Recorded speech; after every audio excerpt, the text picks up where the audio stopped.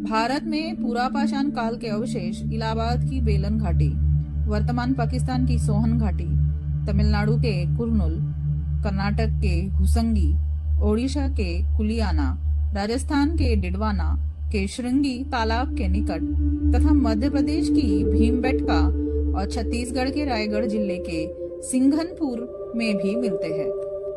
इन अवशेषों की संख्या मध्यपाषाण काल के प्राप्त अवशेषों से बहुत कम है।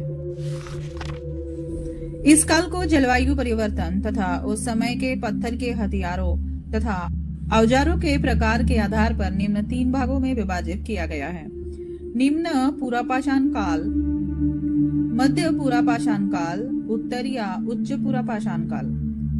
निम्न पुरापाषाण, इस समय मनुष्य पत्थरों से निर्मित औजार का प्रयोग करते थे, जैसे हस्तकुठार, खंडक, विदारणी। अधिकांश पुरापाषाण युग हिमयुग से गुजरा है। निम्न पुरापाषाण स्थल भारतीय उपमहाद्वीप के लगभग सभी क्षेत्रों में प्राप्त होते हैं, जिनमें सोहन नदी की घाटी, सिंधु घाटी, बेलन घाटी और नर्मदा घाटी प्रमुख है। मध्य पुरापाषाण काल, मध्य पुरापाषाण काल में शल्क उपकरणों का प्रयोग बढ़ गया।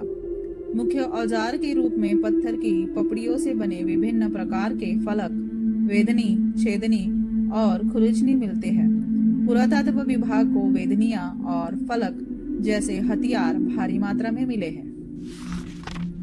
उच्च पुरापाषाण काल, इस काल में आर्द्रता कम हो गई थी तथा हिमयुग की अंतिम अवस्था थी। इस काल के औजार अधिक तेज व चमकीले थे।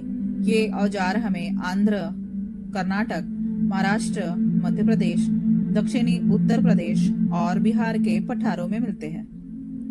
दूसरा मध्यपाषाण काल, मनुष्य के विकास का यह अध्याय है जो पुरापाषाण काल और नवपाषाण काल के मध्य में आता है। कुछ विद्वान इस काल को 40,000 वर्ष ईसा पूर्व से लेकर 10,000 वर्ष ईसा पूर्व तक मानते हैं। तीसरा नवपाषाण काल, मानव प्रौद्योगिकी के विकास की एक अवधि थी जिसकी शुरुआत मध्य पूर्व में 8 से 10,000 वर्ष ईसा पूर्व के आसपास हुई थी, जिसे पारंपरिक रूप से पाषाण युग का अंतिम हिस्सा माना जाता है।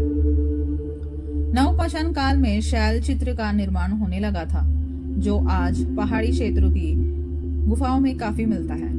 लेकिन आज के कुछ ज्यादा ही स्वार्थी भ्रमशील इतिहासकार हैं, जो उस प्रकार के बने चित्रों को किसी मान्यता से जोड़कर परिभाषित करने का दिन रात प्रयास करते रहते हैं।